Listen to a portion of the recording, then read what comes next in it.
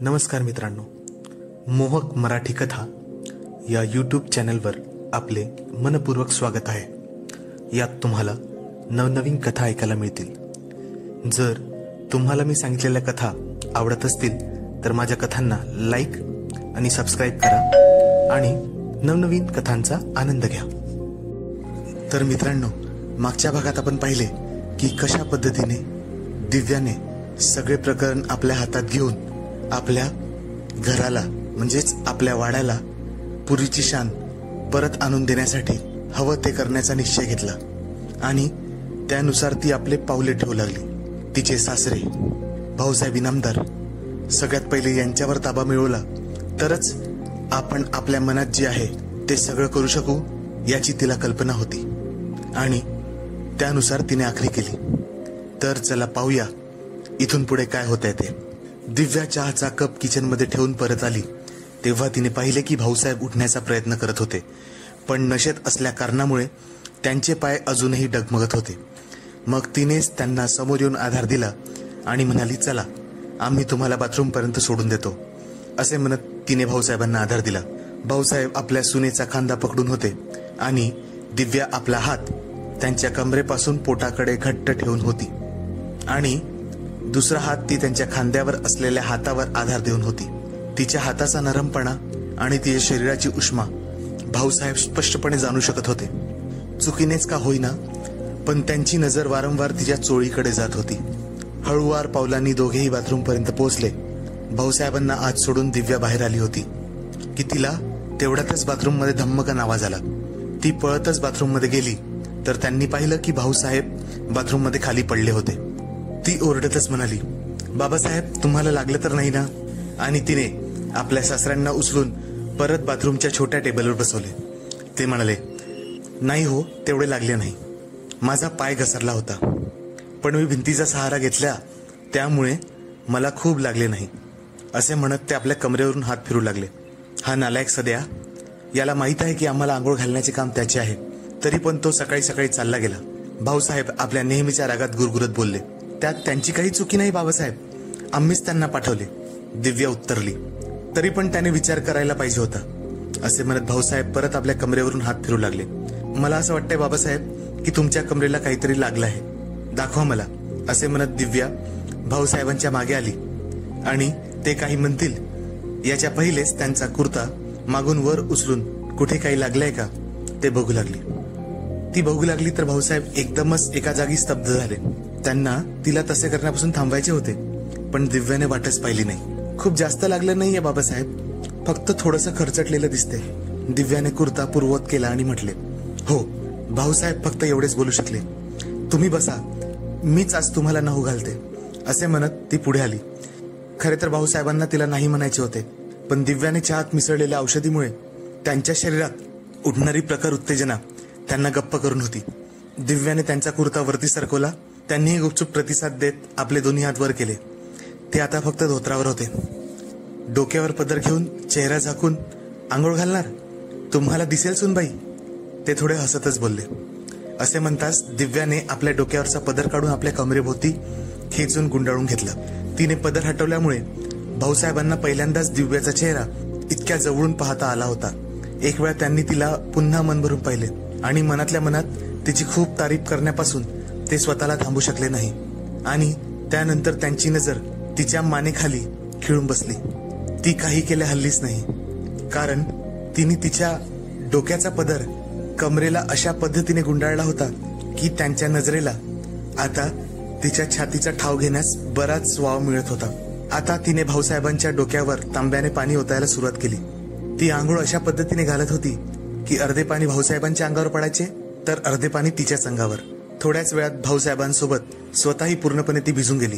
तिचे पूर्ण कपडे तिच्या शरीराला ओले झाल्यामुळे चिकटले होते, त्यामुळे भाऊसाहेबांना अगदी बरेच नेत्रसुख भरभरून मिळत होते। तिने आता खालून साबण उचलली आणि भाऊसाहेबांच्या डोक्याला साबण लावू लागली। आता इकडे भाऊसाहेबांना स्वतःच्या भावनावर ताबा ठेवणे कठीण जात होते। ते पण गेली कित्येक वर्षे स्त्री सुखापासून वंचित होते आणि आज एका स्त्रीचे शरीर एवढ्या त्यांच्या जवळ होते।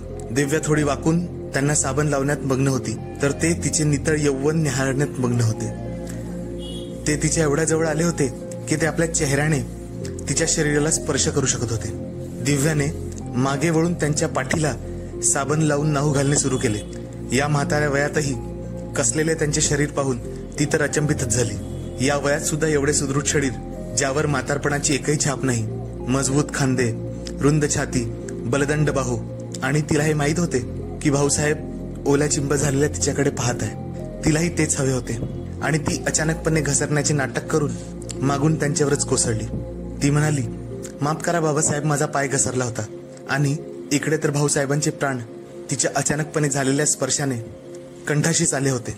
त्यांच्या धमन्यांमध्ये अचानक स्फुरण चढले होते. शरीरातील अवयवांमध्ये संचार वाढला होता आणि नेमका तोच दिव्याच्या नजरेतून सुटला नाही. तिचा तिच्या डोळ्यावर विश्वास बसत नव्हता. तिने जे पाहिले होते तिची ही अवस्था जवळजवळ त्यांच्यासारखीच झाली होती. तिने कसा तरी स्वतःवर ताबा मिळवला आणि पटापट भाऊसाहेबांना आंघोळ घालून परत आली.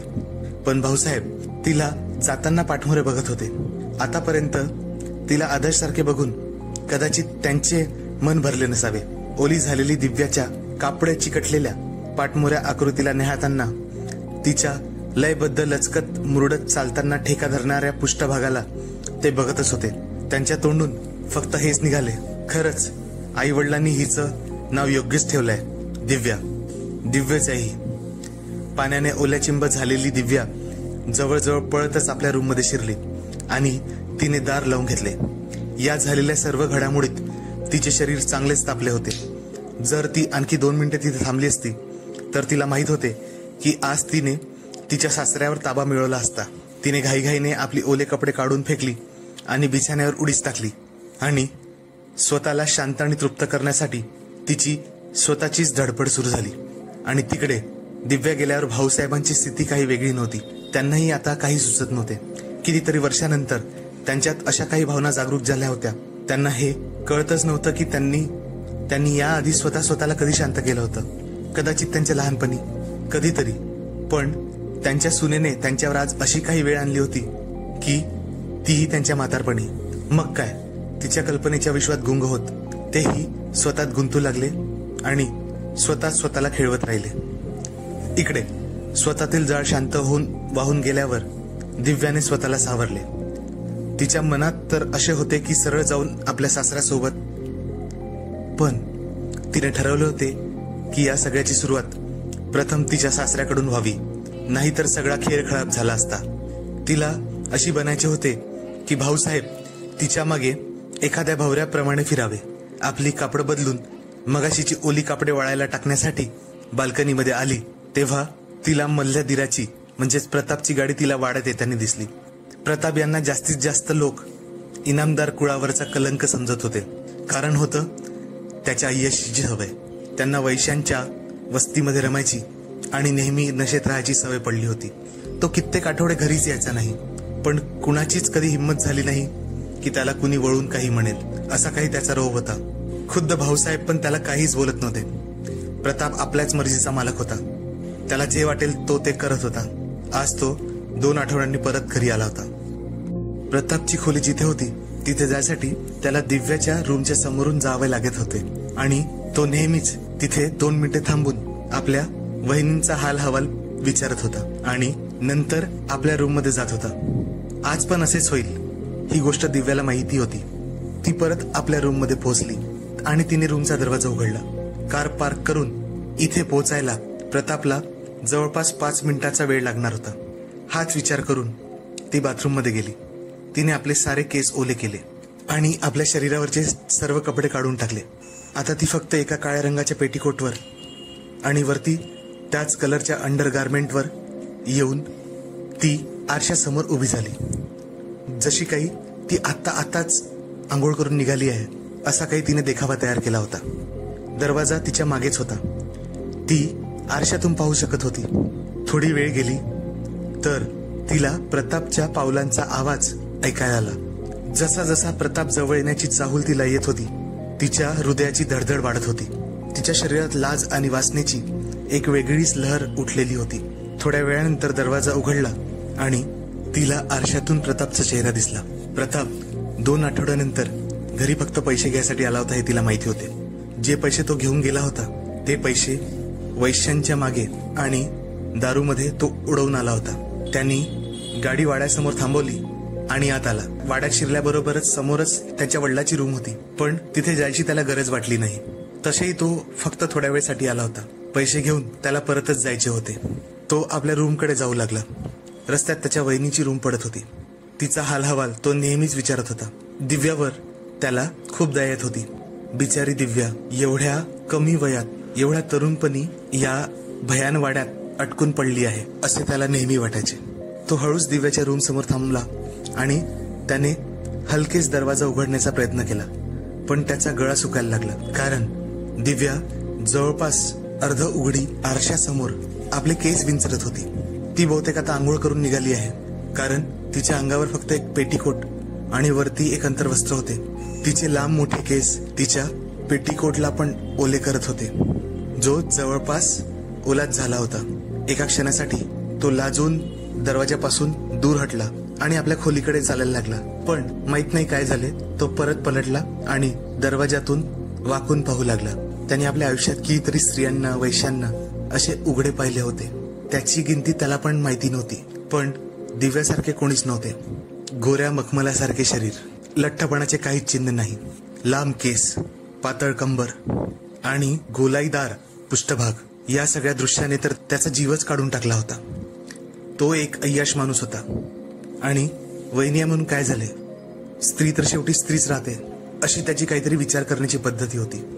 माहित नाही त्यांनी आजपर्यंत कोणत्या कोणत्या स्त्रियांच्या, वैश्यांच्या मागे लागून आपला वेळ आणि पैसा वाया घालवला होता. त्याला स्वतःच्या मूर्खपणावर वाईट वाटत होते.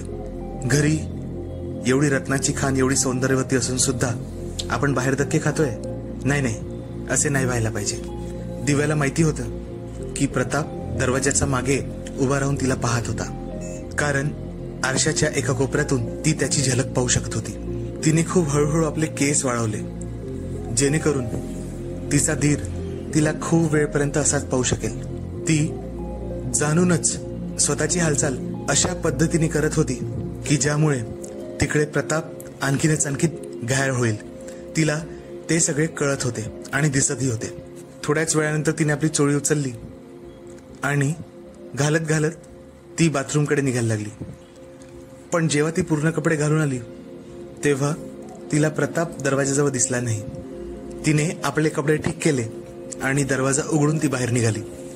बाहेर निघून दिव्याने एक नजर प्रतापच्या रूमकडे टाकली. दरवाजा बंद होता. तिने एक लांब श्वास घेतला आणि पायऱ्या उतरून ती खाली दिवाणखान्याकडे आली. तिचे सासरे कुठेतरी बाहेर जायसाठी निघाले होते. त्यांनी विचारले, सदू काका आले का? त्यावर दिव्या डोके वाकवून बोलली, नाही, ते तर नाही आले, पण प्रताप आले आहेत. आला यश असे म्हणून भाऊसाहेबांनी दिव्यावर एक नजर टाकली. ही स्त्री जी पदरामध्ये आपला चेहरा लपून बसली आहे, थोड्या वेळा पहिले ती त्यांना आंघोळ घालून देत होती. थोड्याच वेळा पहिले भाऊसाहेब तिच्या मदमस्त यौवनाला आपल्या अगदी जवळून पाहत होते. याचाच विचार करून भाऊसाहेबांच्या शरीरात परत एक लहर उठली. त्यांच्या डोळ्यासमोर जी उभी होती ती त्यांची सून नसून एक तरुण मदमस्त स्त्री होती. तर मित्रांनो, आशा करतो की तुम्हाला आजची कथा आवडली असेल. अशाच नवनवीन कथा ऐकण्यासाठी मोहक मराठी कथा या चॅनलला लाईक, शेअर आणि सबस्क्राईब करा. तसेच आपले अभिप्राय कमेंटमधून आम्हाला देत राहा. आमच्या चॅनलला सपोर्ट करण्यासाठी तुम्ही थँक्स बटन दाबून आम्हाला सहकार्य करू शकता. धन्यवाद.